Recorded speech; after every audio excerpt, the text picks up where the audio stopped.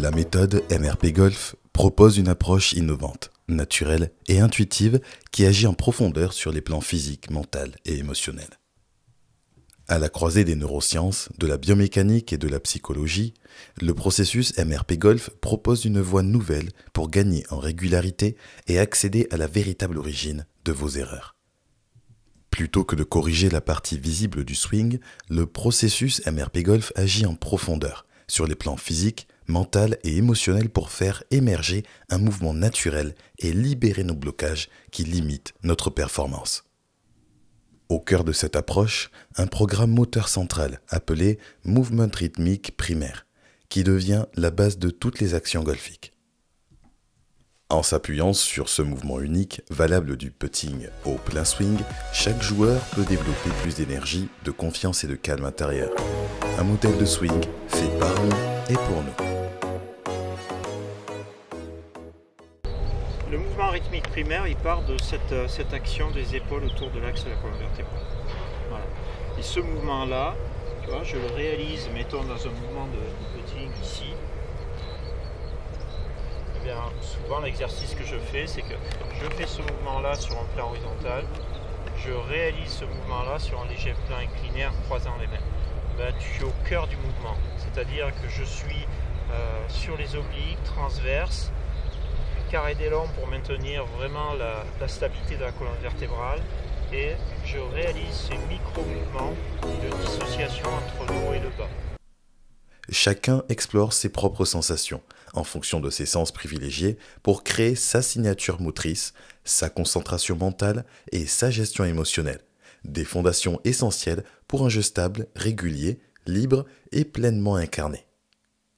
Plutôt que de s'enliser dans un excès d'informations techniques, le MRP Golf propose une approche plus claire, plus directe et plus fiable à la nature profonde du geste sportif. Celle que l'on retrouve dans d'autres disciplines où l'action précède la réflexion et où le corps sait avant de penser. Lionel Bérard affirme que la majorité des joueurs qui accumulent des erreurs finissent par écrire dans leur corps des réactions physiologiques profondes qui, avec le temps, se transforment en sentiments d'appréhension. Ces expériences s'impriment dans le corps et deviennent des habitudes, puis des comportements réflexes.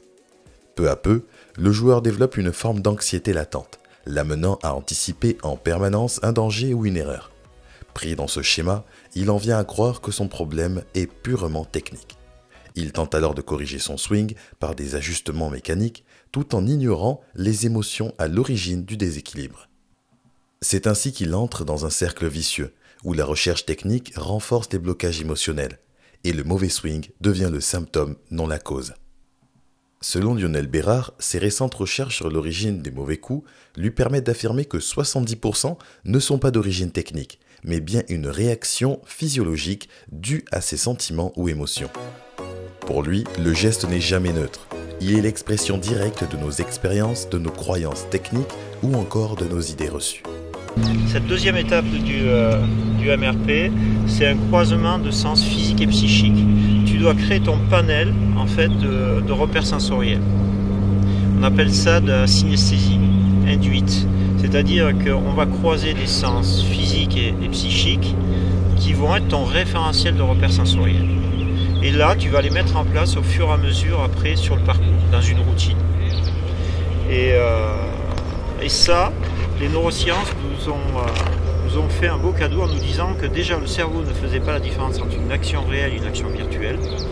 On s'est aperçu que quand j'imaginais une trajectoire, quand je regardais un geste, en fait il y avait déjà des connexions neuromusculaires qui préparaient l'action.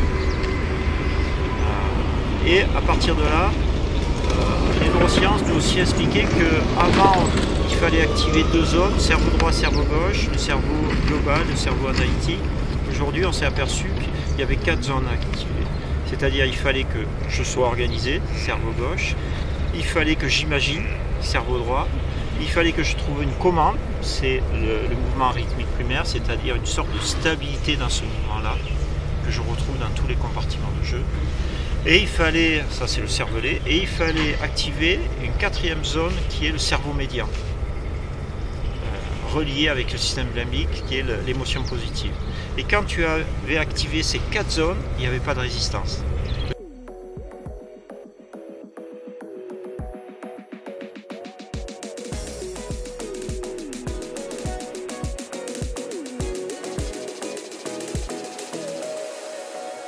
Les émotions ont une influence directe sur la qualité de notre coordination dans le golf encore plus que dans tout autre sport. Lorsque le joueur est traversé par un sentiment de doute ou d'enjeu, de peur de rater, pression du regard extérieur, cela perturbe la régulation neuromusculaire. Les émotions ont une influence directe sur la qualité de notre coordination motrice dans le golf, plus que tout autre sport. Cette interaction est cruciale. Lorsque le joueur est traversé par des émotions comme le doute, la peur de rater, la pression de l'enjeu ou du regard extérieur, cela perturbe profondément la régulation neuromusculaire, essentielle à un swing fluide et précis.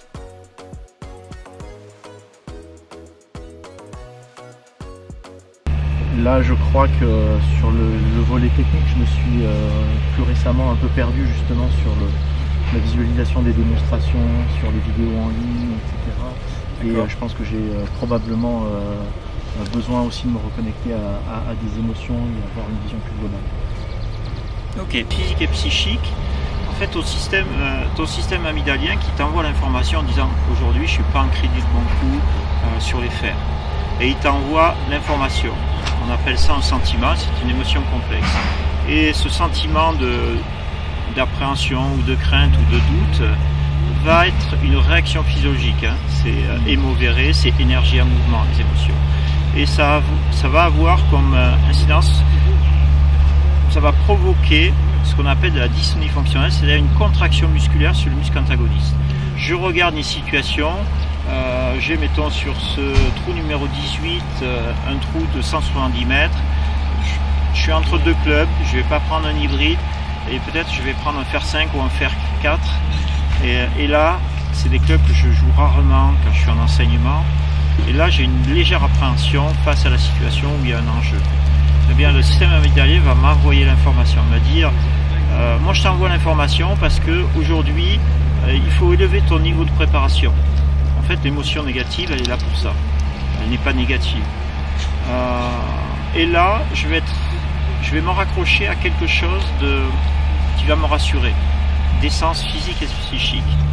Pourquoi? Parce que sinon, c'est l'émotion qui déborde. Je deviens plus rationnel. Je rentre dans l'émotionnel.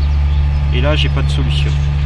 Donc, le fait de croiser une routine avec des sens physiques et psychiques, l'image mentale du coup accessible, c'est-à-dire je vois ma balle arriver sur une zone qui est accessible, je ne vais pas viser le drapeau, je vais essayer de viser peut-être le green à 70 mètres, ça sera moins anxiogène.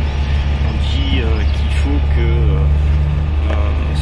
son exigence soit pas plus de 4% de son niveau de compétence. Il faut qu'il y ait une sorte d'enjeu, mais que ça soit quand même accessible. Et à partir de là, je vais rentrer dans un protocole de routine où je croise les sens physiques et psychiques, c'est-à-dire je visualise le coup, je l'associe avec une petite routine musculaire, cervelée, cette zone-là, qui commande en fait les groupes musculaires. Ensuite, je vais intégrer une sorte de soliloque, c'est ma petite voix intérieure, c'est bon, tu as la compétence, concentre-toi sur le premier mètre. Et ensuite, l'inconscient prendra en charge le mouvement. Donc, le croisement de ces sens va arrêter, ça a été prouvé en neurosciences, va arrêter l'information qui est envoyée, attention, moi je t'envoie un doute. Et c'est là où tu vas pouvoir, avec de la maîtrise mentale, pouvoir faire face à la situation. Donc ça c'est vraiment le travail de mécanique pour asseoir ta compétence avec des micro-objectifs.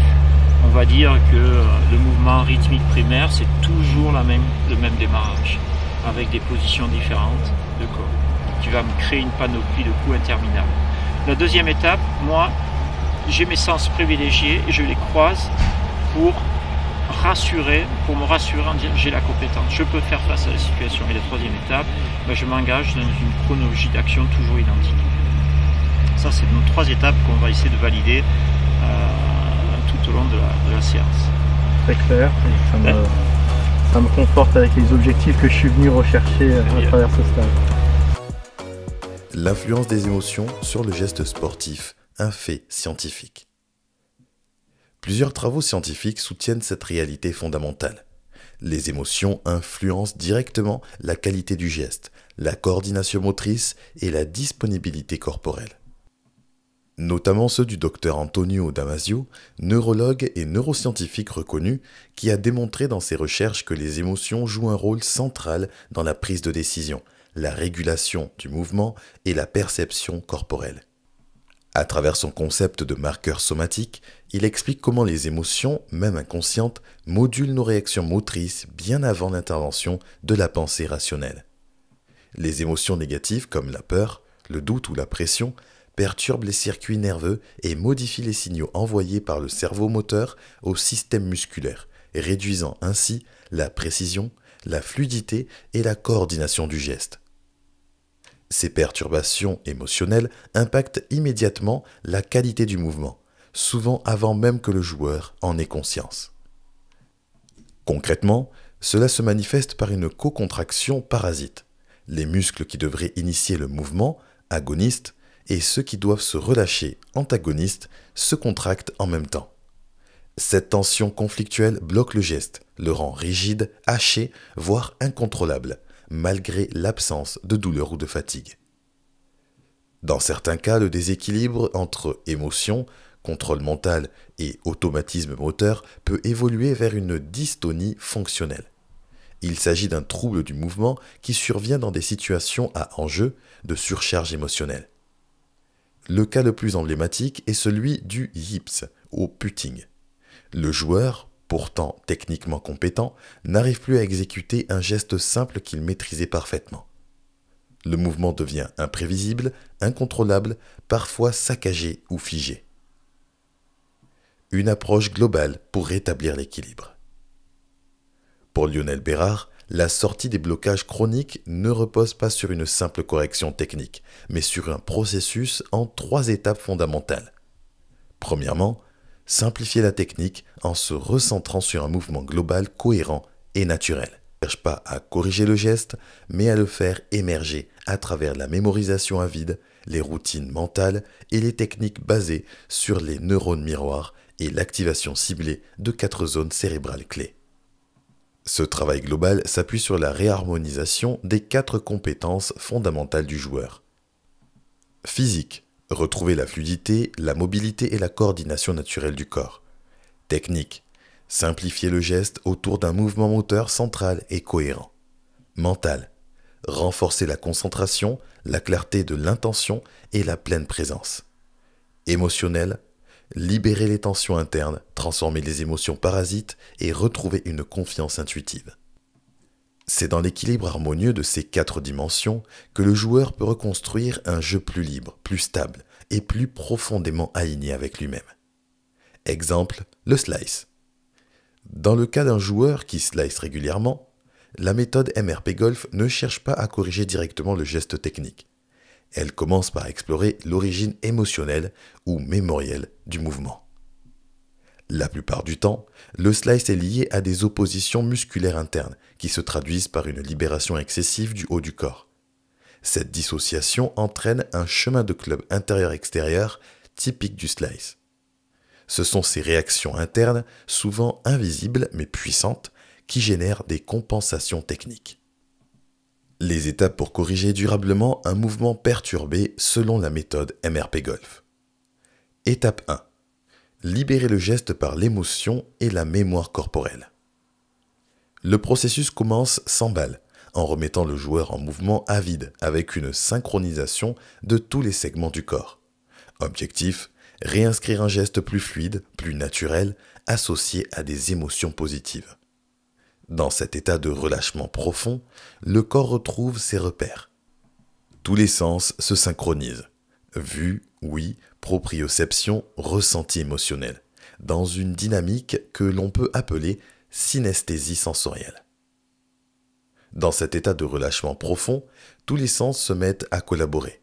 Vision, équilibre, proprioception, audition et toucher, dans une forme d'harmonie sensorielle que l'on peut qualifier de synesthésie.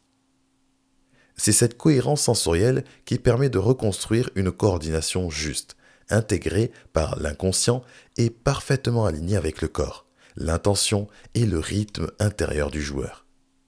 Le geste n'est alors plus fabriqué, il émerge naturellement du corps en mouvement. Étape 2. Ancrer de nouvelles routines. Une fois les ressentis justes trouvés, ils sont consolidés par l'intégration de routines spécifiques, adaptées à chaque compartiment du jeu, putting, wedging, long jeu et driving. Nous utilisons pour cela des protocoles ciblés pour activer 4 zones majeures du cerveau impliquées dans la régulation motrice. Ces routines s'appuient sur la création de cartes mentales personnalisées où le joueur identifie 4 à 5 paramètres clés. Par exemple, point d'attention, ancrage corporel, image mentale, tempo interne et état émotionnel. Ces éléments deviennent les repères structurants de sa routine, permettant d'arrêter le système amygdalien qui en vit la réaction physiologique. En intégrant ces routines, le golfeur peut remplacer les schémas de tension ou de compensation par des repères internes simples, personnels, stables et reproductibles, qu'il pourra mobiliser en toute autonomie. Ce travail de synesthésie sensorielle interrompt le fonctionnement chronique de réaction, permettant à l'amygdale de cesser d'envoyer des signaux physiologiques de stress, en favorisant ainsi une réponse motrice plus fluide et naturelle. Ces routines sont conçues pour remplacer progressivement les anciens schémas de tension ou de compensation, en installant des repères internes simples, plus personnels, stables et reproductibles que le joueur pourra mobiliser en toute autonomie. L'objectif final, une cohérence intérieure durable. En combinant ces techniques physiques, mentales, émotionnelles, le joueur sera mieux armé pour exploiter pleinement son potentiel. Il ne subit plus la pression ni l'enjeu, mais apprend à les accueillir, les canaliser et les transformer. Il aborde chaque situation de jeu avec confiance, clarté et stabilité intérieure par un état calme, centré et cohérent, capable de reproduire une réponse motrice fluide, précise et naturellement performante. C'est cette cohérence intérieure profonde et stable qu'est le socle de la méthode MRP Golf qui ouvre la voie vers l'excellence sportive au tir.